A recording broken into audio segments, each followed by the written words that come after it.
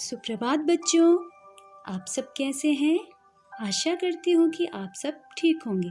बच्चों, पिछले वीडियो में मैंने आपको वसन भाग 2 पाठ 6 का भाग 2 पढ़ाया था, जिसका शीर्षक था रक्त और हमारा शरीर, जिसमें मैंने आपको बताया था कि हमारे रक्त में लाल रंग के कण पाए जाते हैं, जिन्हें लाल रक्त कण कहते हैं।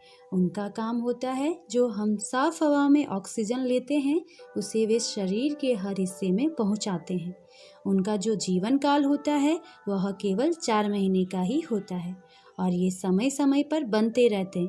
अब मैं आप लोगों को सफ़ेद कण और विषाणु दोनों का शरीर में क्या काम होता है उनके बारे में बताऊंगी। तो बच्चों, अब हम रक्त और हमारा शरीर पाठ 6 का भाग 3 पढ़ते हैं। दीदी बोली, सफ़ेद कण वास्तव में हमारे शरीर के वीर सिपाही हैं।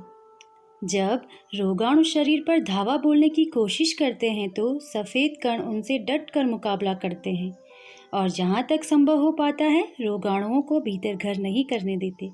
बस संक्षेप में यूँ मान लो कि वे बहुत से रोगों से हमारी रक्षा करते हैं। बच्चों, डॉक्टर दीदी अनिल से कहती हैं कि सफ़ेद कण हमारे शरीर के वीर सिपाही हैं। जब कोई रोग हमारे शरीर में आने का प्रयत्न करते हैं तो ये कण उनसे डट कर मुकाबला करते हैं और ये उन रोगाणुओं को अंदर हमारे शरीर में प्रवेश करने नहीं देते। दीदी कहती हैं, एक सार में एक संक्षेप में मैं बताती हूँ कि ये बहुत से रोगों से हमारी रक्षा करते हैं।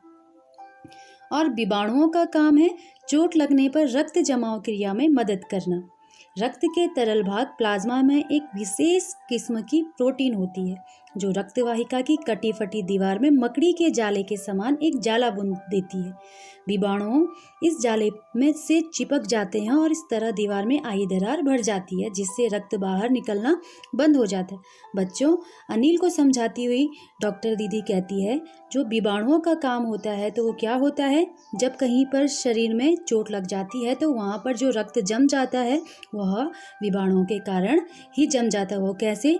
जो रक्त का एक भाग तरल भाग होता है प्लाज्मा, उसमें एक विशेष किस्म की प्रोटीन होती है जो जहाँ पर हमारा शरीर कहीं पर कट जाता है तो वहाँ पर वो क्या करता है, रक्त वाहिका की कटी फटी दीवार में मकड़ी का जाला तो देखा हुआ है आपने, उसकी तरह वहाँ पे एक प्रोटीन वहाँ पर जाला बुन देता है।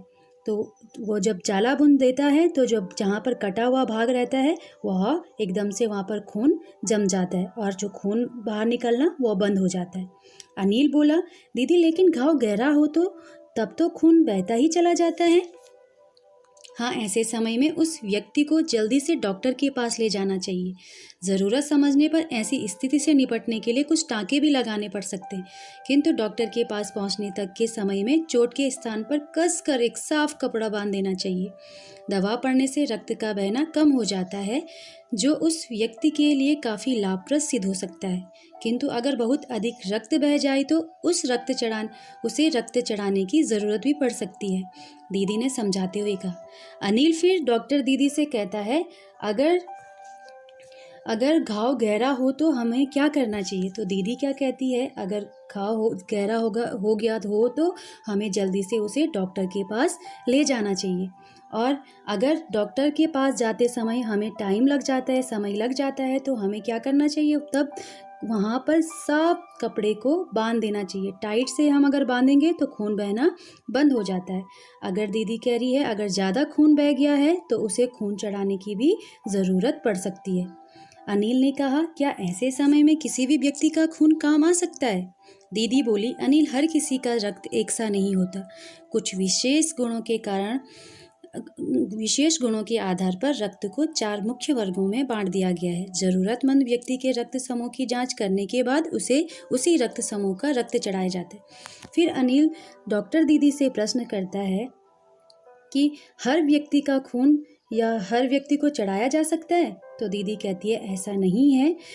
हमारा जो रक्त समूह है उसे मुख्य 4 वर्गों में बांटा गया है और जिस व्यक्ति का जो वर्ग है उसे उसी वर्ग का खून चढ़ाया जाता है। लेकिन ज़रूरत के समय यदि उस रक्त समूह का कोई व्यक्ति मिले ही नहीं, तब अनिल ने पूछा। फिर अनिल डॉक्टर दीदी से कहता है, अगर हमें जो रक्त चाहिए होगा, अगर ज़रूरत के समय हमें वो रक्त मिला ही नहीं तो हमें क्या करना चाहिए? ऐसी आपात स्थिति के लिए ही ब्लड बैंक बनाए गए हैं। प्रायः हर बड़े अस्पताल में इस तरह के बैंक होते हैं जहां सभी प्रकार के रक्त समूहों का रक्त तैयार रखा जाता है। किंतु इन ब्लड बैंकों में रक्त का भंडार सुरक्षित रहे, इसके लिए यह आवश्यक है कि हम समय समय पर रक्तदान करते रहे, दीदी ने कहा। डॉक्टर दीदी कहती हैं, ऐसी आपात स्थिति के लिए ब्लड बैंक बनाए गए हैं, ऐसी विपत्ति की घड़ी के लिए रक्त कोष बनाए गए हैं। प्रायः हर बड़े अस्पताल में इस तरह के बैंक होते हैं जहां सभी प्रकार के रक्त समूह तैयार रखे जाते हैं पहले से ही। किंतु इन ब्लड बैंकों में भी ये भंडार तभी सुरक्षित रह सकते हैं जब हम नियमित रूप से रक्तदान करते रहें।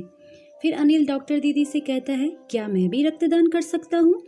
नहीं, अभी तुम छोटे हो। 18 वर्ष से अधिक उम्र के स्वस्थ व्यक्ति ही रक्तदान कर सकते हैं। एक समय में उनसे लगभग 300 मिलीलीटर रक्त ही लिया जाता है। डॉक्टर दीदी अनिल से कहती है, नहीं, अभी तुम रक्तदान नहीं कर सकते हो। जब तुम 18 वर्ष से अधिक की उम्र के हो जाओगे और स्वस्थ रहोगे, तभी तुम रक्तदान कर सकते हो। और एक समय में कितना रक्त लिया जाता है? 300 मिलीलीटर रक्त ही लिया जाता है एक समय में। प्रायः समझा जाता है कि रक्तदान करने से कमजोरी हो जाएगी, किंतु यह विचार बिल्कुल निराधार है। हमारा शरीर इतना रक्त तो कुछ ही दिनों में बना लेता है। वैसे भी शरीर में लगभग 5 लीटर खून होता है। इसमें से यदि कुछ रक्त किसी ज़रूरतमंद व्यक्ति के लिए जीवन दान बन जाए तो इससे बड़ी बात क्या होती है? दीदी समझाते हुए बोली।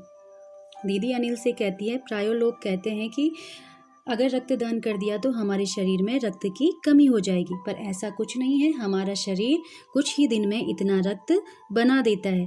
और हमारे शरीर में कितना रक्त होता है? 5 लीटर रक्त होता है। अगर हमने इसमें से किसी ज़रूरतमंद व्यक्ति को 300 मिलीलीटर अगर रक्त दे भी दिया तो उसके लिए क्या हो जाएगा? वो जीवन दान बन जाएगा और उसके लिए, और इससे बड़ी बात कुछ हो भी नहीं सकती, दीदी समझाते हुए अनिल से बोली।